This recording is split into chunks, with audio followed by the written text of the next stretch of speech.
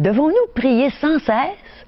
La Bible va répondre à cette question aujourd'hui à l'émission La Parole vivante.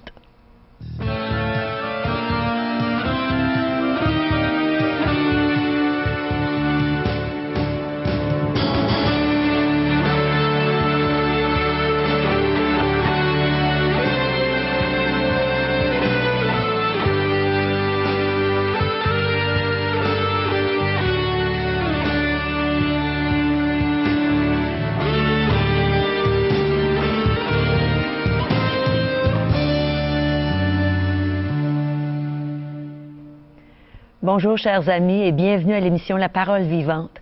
On est heureux aujourd'hui, une fois de plus, d'aller dans votre salon, dans votre boudoir, votre cuisine, peu importe où vous êtes à la maison, peut-être même dans une cellule de prison. On sait que nos émissions vont un peu partout et on est content aujourd'hui de partager encore sur la prière. Régent Joly va nous partager ce qu'est un vrai intercesseur. Et on va entendre un très beau chant d'une habituée de notre émission, France André.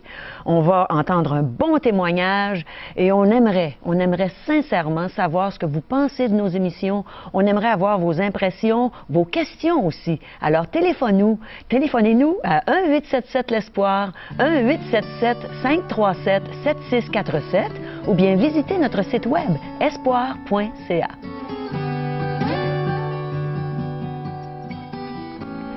Je suis contente de te revoir, Régent, aujourd'hui. Et je suis contente de savoir que tu vas encore partager sur la prière, un sujet tellement important. Important, et c'est un grand thème que nous retrouvons dans les Saintes Écritures. Nous voyons un Dieu qui vient entrer en communication avec l'homme. Oui. Et puis, il permet à l'homme de lui répondre par la prière. Extraordinaire. Et nous voyons comment est-ce que l'homme peut bénéficier de cette intimité par ces échanges mutuels. Entre autres, juste un exemple pour vous donner l'eau à la bouche, là, Daniel, le livre de Daniel, oui. On voit qu'il priait 3 fois par jour. Alors c'était une base régulière, et donc il persévérait dans l'intercession pour son peuple, les Juifs entre autres qui étaient déportés, puis ainsi de suite, et il priait pour que l'unité du peuple et pour que le peuple puisse retrouver donc l'accomplissement de la promesse que Dieu avait faite. 3 fois par jour. Et même si un ordre a été édit par le roi disant qu'il ne cesse de prier tout autre Dieu que de s'adresser uniquement au roi, eh bien, Daniel a continué à s'adresser à son Dieu l'Éternel. Malgré qu'il y avait un ordre qui l'interdisait, il a persévéré, il a continué, c'est un combat, et Dieu a exaucé ses prières. Parce que nous voyons dans le livre, dans le prophète Daniel, que Dieu exauce les prières, tout comme on peut aujourd'hui en être exaucé. Daniel, quel bel exemple d'un intercesseur. Alors aujourd'hui, on apprend à être des intercesseurs. Restez avec nous.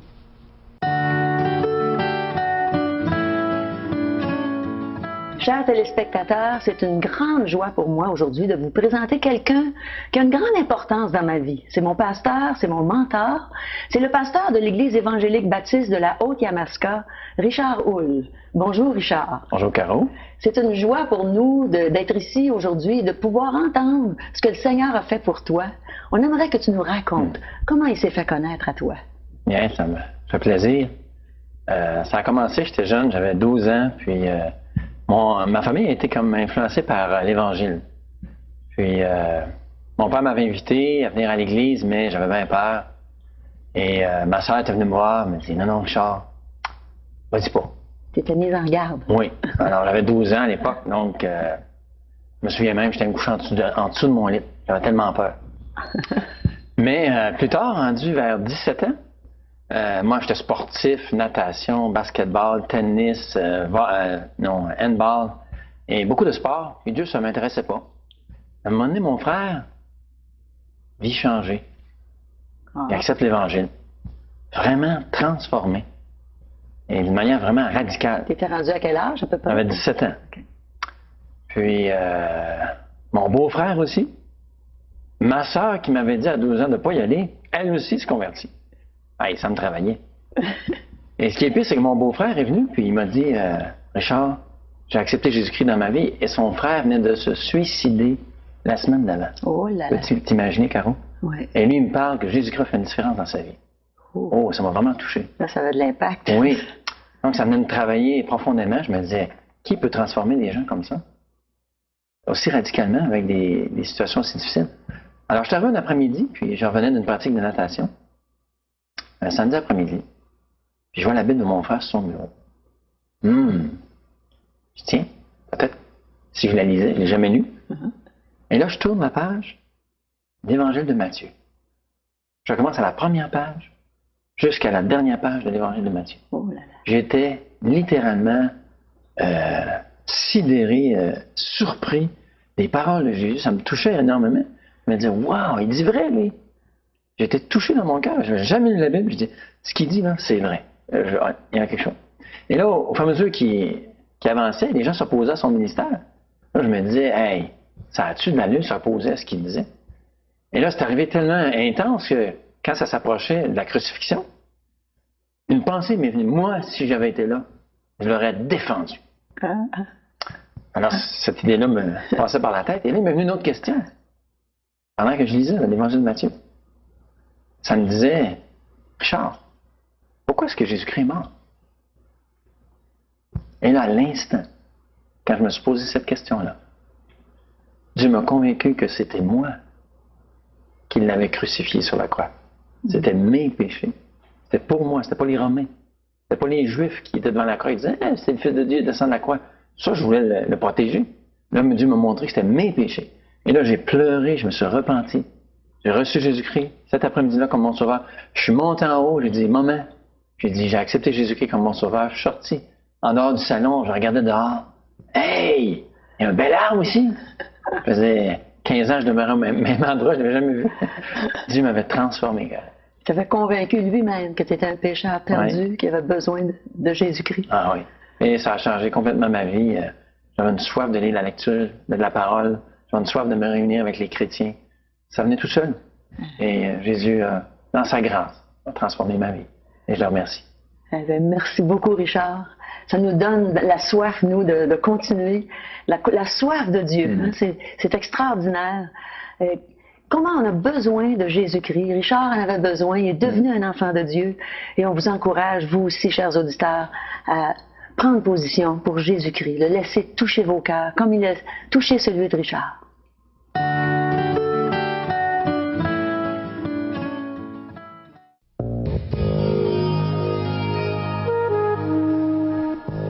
Mes amis, il y a une trentaine d'années, quand j'ai connu l'amour de Dieu, quand je suis devenue une enfant de Dieu, j'ai découvert que la prière, c'était pas juste un paquet de paroles apprises par cœur, que je pouvais parler à Dieu et qu'il m'écoutait, qu'il m'entendait, qu'il voulait m'exaucer. Puis à travers les années, j'en ai appris de plus en plus au sujet de la prière et aujourd'hui, je suis convaincue que par la bouche de Régent, on va en apprendre ensemble de plus en plus concernant la prière. Imaginez si le peuple de Dieu est en prière sans cesse. C'est quoi sans cesse? C'est de cultiver cet esprit de prière, d'intercéder les uns pour les autres. Tu sais, ça, c'est comme un cultivateur qui ne se relâche pas parce qu'il sait qu'il va y avoir des résultats dans son champ. Belle récolte. Alors, il va le récolter un jour, ce qu'il aura fait. Et c'est la même chose pour nous. Nous sommes des personnes, des gens de prière. Le peuple de Dieu devrait être des intercesseurs. À l'exemple de l'apôtre Paul qu'il demande ici, dans Éphésiens chapitre 6, dans un contexte, vous allez voir, pas difficile, trop, dans Colossiens, non, dans Éphésiens chapitre 6, à partir du verset 18, il dit « Faites en tout temps par l'Esprit toutes sortes de prières et de supplications. » Est-ce difficile de faire cela? Les gens vont dire « Ben, en tout temps, l'Esprit de Dieu qui nous accompagne à toutes sortes de prières, de supplications. Veillez à cela avec une entière persévérance et priez pour tous les saints. » Juste le verset 18, il y a de quoi d'occuper mon temps, ça, dans une journée. Hein? Et pourtant, voilà la puissance, voilà la force. Imaginez, c'est Dieu qui permet, par la prière, d'aller puiser des ressources inépuisables. C'est inépuisable ce que Dieu met à la portée de chacun de ses enfants. Épaphras le savait. Vous savez, Épaphras, c'était le personnage qu'on regardait dans Colossiens, chapitre 4, verset 2. Épaphras, qui est des vôtres, vous salue, serviteur de Jésus-Christ. Il ne cesse de combattre pour vous dans ses prières. Il ne cesse de combattre pour vous. Épaphras n'était pas connu pour avoir prêché à la télévision. Il n'était pas connu pour ses grands sermons. Il n'était pas connu pour, en tant que grand évangéliste, grand pasteur. Il était connu. Il est reconnu encore aujourd'hui parce qu'il était un intercesseur. Quel encouragement pour ceux pour qui il priait, qui savaient Oui. qu'il y avait quelqu'un qui intercédait pour eux. C'est extraordinaire. Vous ça. savez, moi, ça me réjouit chaque fois que je rencontre des personnes, des chrétiens sur ma route, puis ils disent Monsieur Joly ou Monsieur Espoir ou Régent, on prie pour toi. Oui. On prie pour votre ministère. Il me semble que juste à l'entendre. Oui, moi aussi. Juste à l'entendre, ça fait du bien. Si quelqu'un veut m'encourager, qu'il me dise qu'il prie pour moi, c'est ça qui me fait le plus de bien. Et c'est ce Oui. qui faisait du bien à Paul. Paul avait demandé prier sans cesse, intercéder. Et imagine, dans sa propre équipe, il avait ce genre d'homme, ce genre de personne en Épaphras, un intercesseur, un homme de prière. Ah. Et aujourd'hui, certainement, Dieu est à la recherche de ces hommes et de ces femmes qui sont prêts à passer du temps à prier sans cesse, Oui. à cultiver cet esprit de prière, Oui. à investir du temps, de l'énergie. Et ce n'est pas peine perdue parce qu'il va y avoir des résultats, il va y avoir Oui. des exaucements. Dieu l'a promis. Oui. Si vous me cherchez, vous me trouverez. Il dit, frappez, on vous ouvrira. Demandez, vous recevrez. La promesse, elle est là. Oui. Hein? Quand on fait nos campagnes de Aujourd'hui l'Espoir, on sait qu'il y a des gens derrière nous qui prient et ça nous donne une puissance pour répandre l'Évangile. Et il n'y a C'est pas de extraordinaire. distance. Non. La prière peut venir de peu importe le continent. Oui. Ici, nous sommes dans un autre continent, c'est-à-dire, supposons l'Europe prie pour nous, ici en Amérique du Nord, Oui. et on ressent cette puissance de Dieu. Oui. L'apôtre Paul pouvait vivre cela. Et regardez ici quelques pensées de l'apôtre Paul à partir du verset 11, toujours d'Éphésiens chapitre 6. « Revêtez-vous de toutes les armes de Dieu afin de pouvoir tenir ferme contre les ruses du diable. » Alors, on ne devrait pas abandonner la prière parce que c'en est une arme de Dieu. Car, verset 12, nous n'avons pas à lutter contre la chair et le sang, mais contre les dominations, contre les autorités, contre les princes de ce monde de ténèbres, contre les esprits méchants dans les lieux célestes. C'est pourquoi prenez toutes les armes de Dieu afin de pouvoir résister dans le mauvais jour et tenir ferme après avoir tout surmonté. Ouais. Il y a une guerre. C'est un combat et c'est pour ça qu'Épaphras avait compris qu'il fallait combattre dans la prière. Ouais. Le Seigneur Jésus-Christ nous a démontré maintes et maintes fois dans les Saintes Écritures, dans son ministère public, comment est-ce qu'il avait besoin de prier le Père. Ouais. Prier le Père dans ses voyages missionnaires, prier le Père lorsqu'il entrait dans des villes et villages pour avoir cette puissance, pour faire le bien, pour apporter la bonne nouvelle, pour apporter la guérison, puis bien apaiser ces douleurs-là qu'il y avait chez l'humanité. Ouais. Il avait besoin de cette puissance. Oui, on a besoin de la puissance de Dieu pour que les fers puissent tomber, que les prisonniers puissent sortir de leur cachot. L'âme, l'être humain, elle est aux prises avec des forces des ténèbres, des puissances de démons. Et seule la prière, seule une intervention divine peut libérer ces âmes. Nous, on peut ouvrir les portes de bois. Hein? Si quelqu'un frappe à ma maison, je peux lui ouvrir la porte et puis l'accueillir et le recevoir. Comme également à mon église, là où je suis pasteur, on accueille les gens dans cet amour. Mais je n'ai pas de pouvoir sur tout ce qui peut avoir une emprise sur ces âmes-là. Je n'ai aucun pouvoir. Ouais. Mais Dieu a tout pouvoir pour libérer ces âmes. Ouvrir la porte des Et c'est cœurs. ce combat que nous devons avoir. Quelques pensées de grands prédicateurs. Spurgeon, il a dit « Les hommes de prière sont comme une muraille de feu autour de leur pays. Et la ville de Québec, la province de Québec, le Canada entier a besoin de cette muraille de feu autour du pays contre ces forces qu'on vient de décrire dans Éphésiens chapitre 6. Ouais. C'est Vous la savez, prière. nous aussi, on est aux prises avec ces mêmes forces que le monde entier. Satan et ses anges sont là, ils ont chuté, ils sont tombés sur cette terre. On est envahi, il y a des envahisseurs partout. Ouais. Et puis il y a une guerre spirituelle. Et l'enjeu, c'est notre âme. C'est ton âme, c'est mon âme, c'est notre âme. Ouais. Pour l'éternité, elle est en jeu. Qui va la remporter? Les démons ou le Seigneur Jésus-Christ? Et c'est ça le combat aujourd'hui. C'est ça. Voyez l'importance de la C'est dans prière, la prière. d'intercéder, c'est dans la Oui. prière. John Knox, un réformateur en Écosse, il a dit...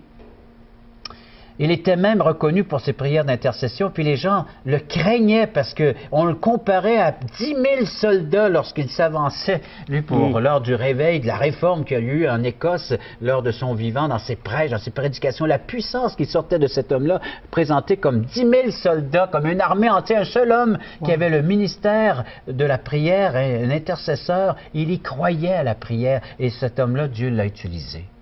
C'est ça. Il savait qu'il ne pouvait rien faire sans Dieu. Sans Dieu. Et il était à genoux devant lui pour lui Alors, demander. le mot combattre devient très important. Oui. Prier sans cesse et de combattre. Vous savez, en grec, l'origine du mot combattre, c'est agoniser. Oh là là!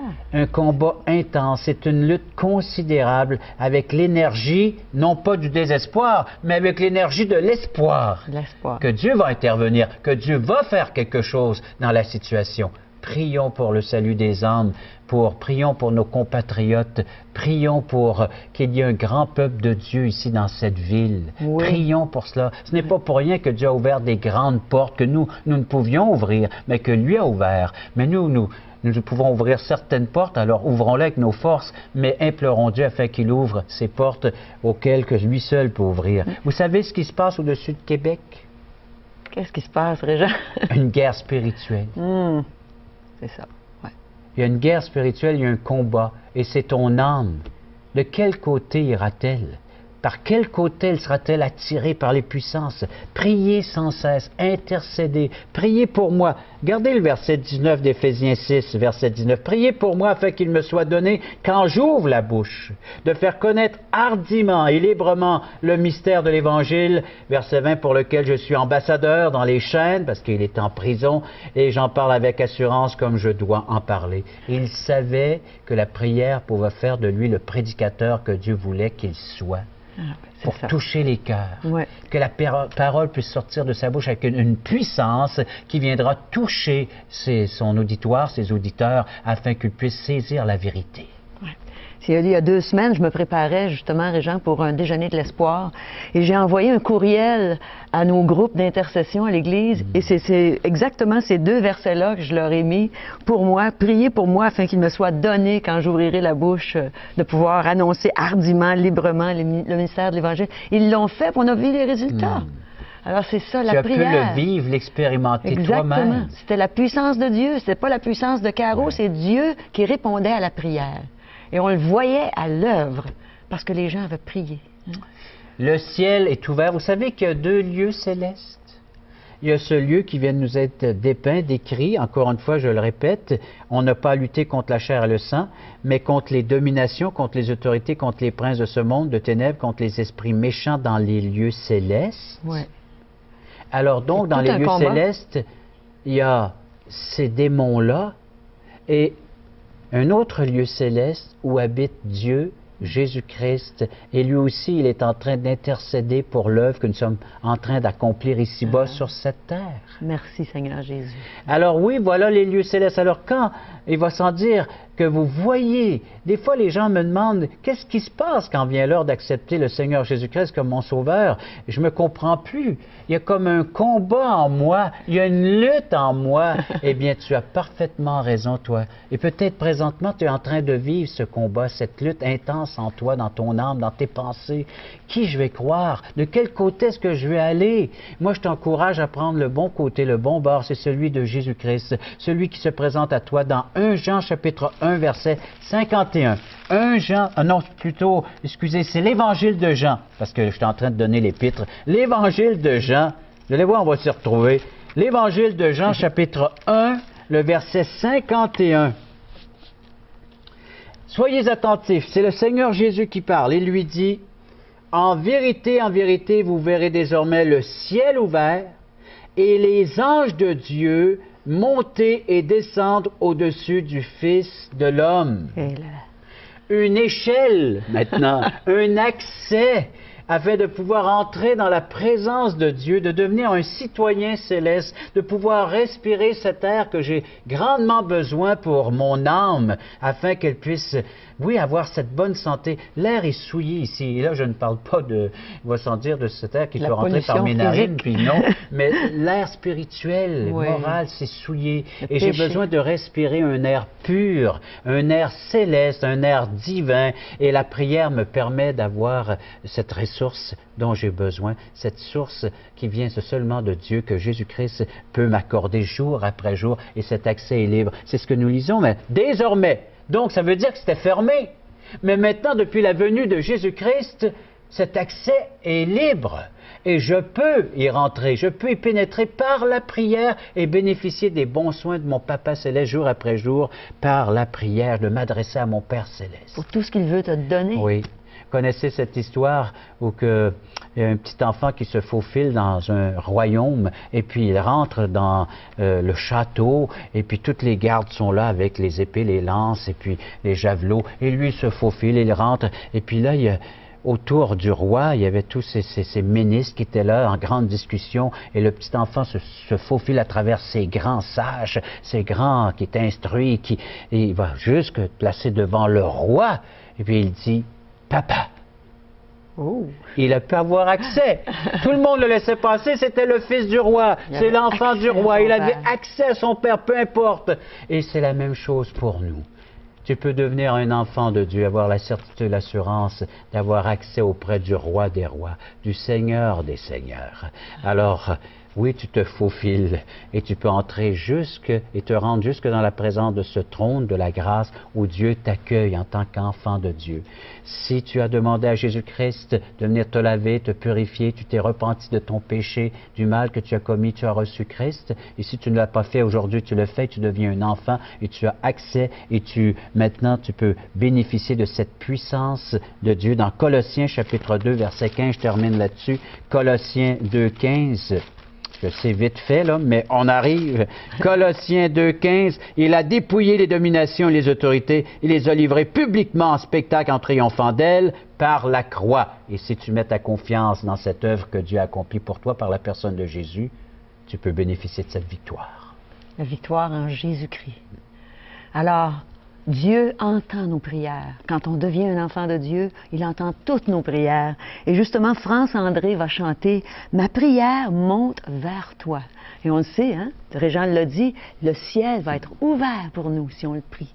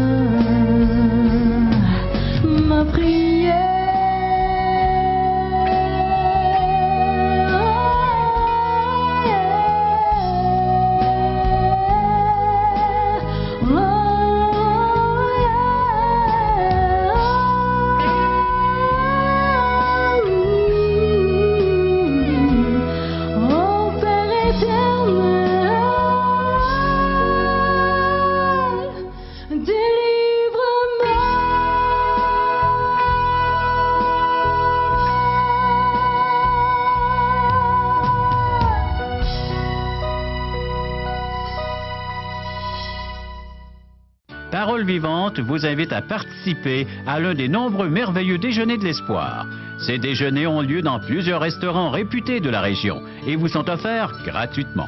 Venez entendre le témoignage d'une vie transformée par la puissance de Dieu.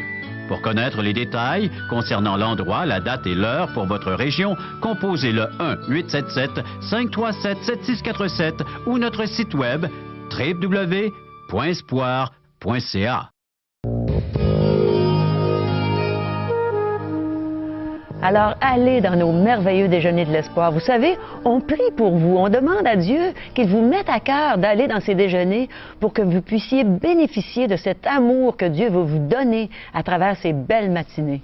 Et on vous donne même des cadeaux dans ces matinées. Et à notre émission, on vous donne encore des cadeaux, n'est-ce pas, Régent? Et la plupart du temps, je vais les porter en main propre. Et j'ai l'exaucement à nos prières, Caro, parce que souvent les gens nous disent c'est par pur hasard qu'on vous a écouté à la télé. Et je sais que c'est Dieu qui a travaillé dans le cœur de ces personnes-là pour les mettre à l'écoute de notre série et de pouvoir entendre le merveilleux message que Dieu a pour eux aussi. Oui.